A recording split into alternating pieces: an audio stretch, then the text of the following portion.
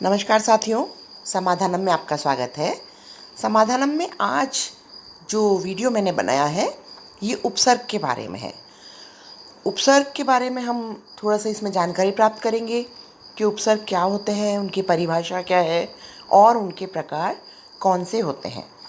हमें अधिकतर बहुत ही कन्फ्यूज़न होता है कि उपसर्ग तो हम सब जानते हैं, लेकिन संस्कृत के उपसर्ग कौन कौन से होते हैं और हिंदी के उपसर्ग कौन से होते हैं।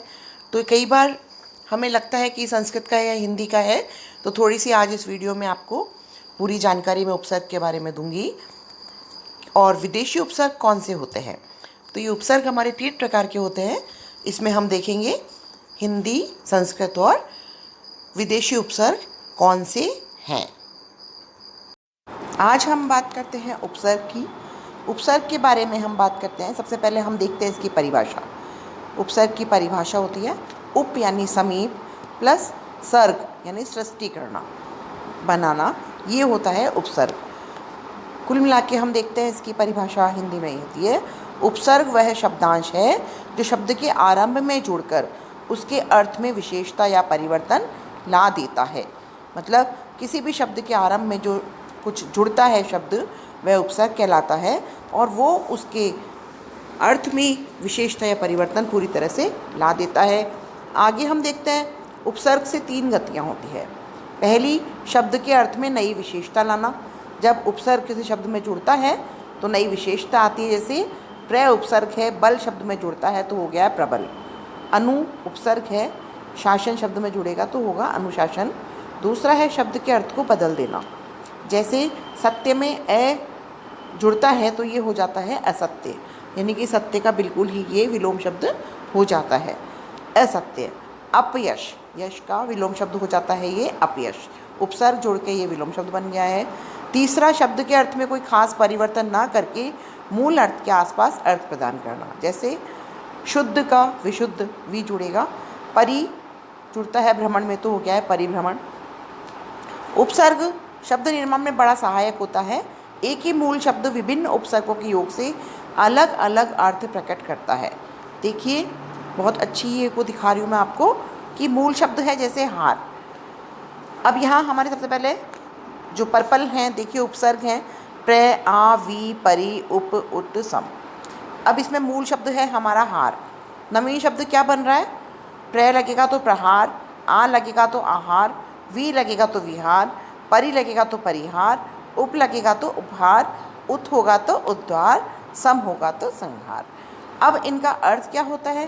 प्रहार यानी चोट करना, आ लग गया तो आहार यानी भोजन करना, हार में वी लगेगा तो विहार यानी घूमना, हार में परि लगेगा तो परिहार यानी अनादर या तिरस्कार, हार में उप लगेगा तो हो गया उपहार या भेंट, उत लगेगा तो उद्धार हो गया, उद्धार का मतलब है मोक्ष या मुक्ति, और सम लगा तो हो गया संहार यानी कि नाश।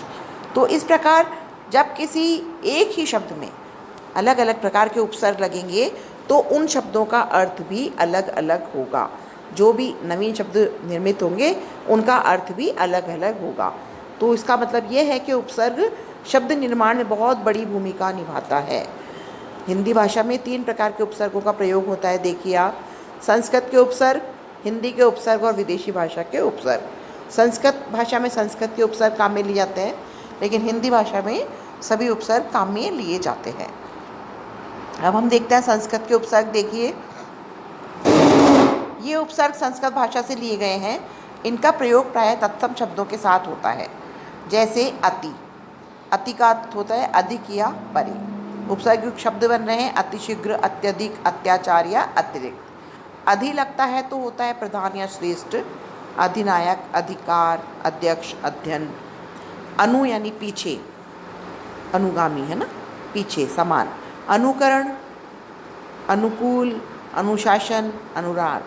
अप बुरा या विपरीत, अप लगता है तो अपमान, अपयश, अपशब्द और अपव्यय। अभि यानी पास और सामने, तो अभ्युदय, अभ्यास, अभिमान, अभिशाप। अव किसी शब्द इसमें जुड़ रहा है, इसका अर्थ हुआ है बुरा और हीन। अवगुण, अवनति, अवकाश, अवशेष। विलोम शब्द में भी काम आता है, जैसे गुण का अवगुण हो गया है उन्नति का उन्नति हो गया। आ से होता है तक, सी आ जन्म, जन्म है ना, जन्म से। आहार, आमरण, मरने तक। आगमन, आने तक। संस्कृत के उपसर्ग और हम आगे देखते हैं कौन से हैं। उत यानी ऊपर या श्रेष्ठ। उत्पीड़न, उत्कर्ष, उत्तम, उत्कृष्ट। दुर कठिन, बुरा, विपरीत होता है दुर, खराब, उसमें इसको वो काम में लेते हैं। दुरुपयोग, दुर्दशा, दुर्घटना, दुर्भावना। दुस ये भी बुरा, विपरीत और कठिन होता है। दुष्कर, दुस्साहस और दुस्साहत। नि यानी कि बिना, विशेष। निडर, निवास, निदान और निबंध। निर बिना, बाहर। निरपराध, निराकार, निराहार और निरक्षर। निस बिना, बाहर। निश्चल, निष्पाप, निष्फल और निसंदेह। प्रय का अर्थ होता है बच्चों आगे, अधिक, प्रबल, प्रयोग, प्रचार और प्रहार। प्रय। फिर संस्कृत के उपसर्ग और है, हम देखते हैं। अर्थ इनका देखिए। उपसर्ग शब्द क्या है। परि यानी परा, विपरीत, पीछे और अधिक। पराजय, पराक्रम, पराश्रम और परामर्श और पराकाष्ठा। परि चारों ओर या आसपास अपने। परिक्रमा, परिवार, परिभ्रमण और परिधान। प्रति प्रत्येक, विपरीत। प्रतिदिन, प्रत्येक, प्रतिकूल, प्रतिरूप। वि यानी कि विशेष और भिन्न। विजय, विज्ञान, विदेश, वियोग। सु को हमेशा अच्छे उसमें देखा जाता है, अच्छा और सरल। सुगंध, गंध का सुगंध। सुयश, सुअवसर, स्वागत। सम अच्छी तरह से, पूर्ण और शुद्ध। संयोग, संहार, संशय, संचार। अन यानी कि नहीं और बुरा। अनंत, अनादि, अनुपयोगी और अनुचित। अब हम देखते हैं हिंदी के उपसर्ग कौन से हैं। संस्कृत के उपसर्गों में परिवर्तन करके हिंदी उपसर्गों का निर्माण किया जाता है, यानी कि मूल जो भाषा है वो तो संस्कृत ही है, उन्हीं को परिवर्तन करके हिंदी के उपसर्ग बनाए गए हैं एवं तद्भव शब्दों के साथ इनका प्रयोग किया जाता है। जैसे देखते हैं हम, अन निषेध यानी कि मना के अर्थ में ही काम आता है। अनमोल, अनजान, अनकहा और अनदेखा। अध आधे अर्थ में। अधजला, अधखिला, इस तरह से। उन एक कम, जैसे 30 में एक कम होता है तो हम बोलते हैं 29। 49, 59, 79, एक जहाँ भी कम होगा वहाँ ये काम में लिया जाता है। भर यानी कि भरा हुआ, पूरा और ठीक। भरपेट, भरपूर, भरसक, भरमार। तू यानी कि बुरा, जो संस्कृत का उपसर्ग है वही था दुर का। दुबला, दुलारा। नि यानी कि अभाव, कैसे, निडर, निकम्मा, निहत्था। ए होता है निषेध, जैसे लग गया है जहाँ भी, वो मना वाली चीज़ होती है। निषेध यानी अछूता, अबाध, अटल और अभाव। अब और हिंदी के उपसर्ग हम देखते हैं। क कु ये भी बुरा और हीन उसमें काम आता है, जैसे कपूत, कचोट, कुविचार, कुरूप। फिर औ देखते हैं हम, हीन, अवगुण, अवसर। भर यानी कि पूरा। भरपेट, भरपूर, भरसक, भरमार। सै और सु होगा अच्छा, सपूत, सजीव, सुडोल, सुजान। पर यानी कि दूसरा और बाद का। परलोक दूसरे लोक का। परोपकार दूसरों पर उपकार। परहित दूसरों का हित। परकोटा। ऐसे ही बिन यानी बिना, बिन पूछे, बिन मांगे, बिन देखा। ये इस तरह से हिंदी के उपसर्ग होते हैं। अब हम देखते हैं विदेशी उपसर्ग। कुछ विदेशी उपसर्ग भी हैं जो भी हिंदी भाषा में पढ़े जाते हैं ये, जैसे ला यानी बिना, लाचार, लाजवाब, लापरवाह, लापता। बद यानी बुरा, बदसूरत, बदनाम, बददिमाग, बदहाल। बे यानी बिना, बेअसर, बेरहम, बेईमान, बेमिसाल। गैर के बिना या निषेध, मना, गैर कानूनी, गैर जरूरी, गैर हाजिर, गैर सरकारी। खुश श्रेष्ठता के अर्थ में होता है, ये अच्छे अर्थ में होता है। खुशनुमा, खुश मिजाज, खुशहाल। ना ये अभाव होता है किसी चीज़ का। नाराज, नादान, नापसंद। और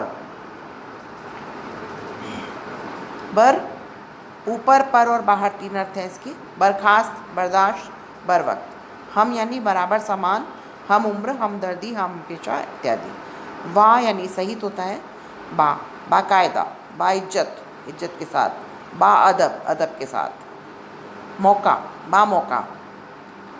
सर यानी कि मुख्य, सरताज, सरदार, सरकार, इसको सर को मुख्य के उसमें लिया जाता है। हर यानी प्रत्येक, हर दिन, हर साल, हर एक, हर बार, इस तरह से हर को इसमें लिया जाता है। और विदेशी उपसर्ग हैं वाइस सहायक, वाइस राय, vice chancellor, vice president. General बोलते हैं प्रधान को, general manager, general secretary. Chief प्रमुख होता है, chief minister, chief engineer, chief secretary. Head मुख्य होता है, हेड मास्टर, हेड क्लर्क। सब होता है अधीन, जो होता है नीचे। सब जज, सब कमेटी, सब इंस्पेक्टर।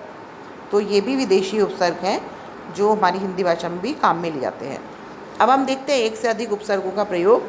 देखिए, परोपकार है, इसमें उपसर्ग दो हैं। भलाई अर्थ है इसका पर, उप और कार। दुर्व्यवहार में, बुरा व्यवहार इसका अर्थ है दुर, वी और हार, चार शब्द है ये। समाचार, खबर, सूचना, सम, आ और चार।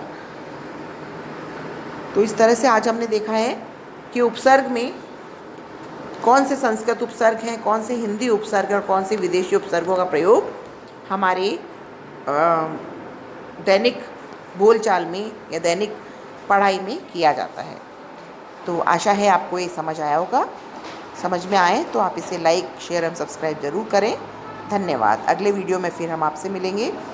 धन्यवाद। आपका दिन शुभ और मंगलमय हो। धन्यवाद साथियों।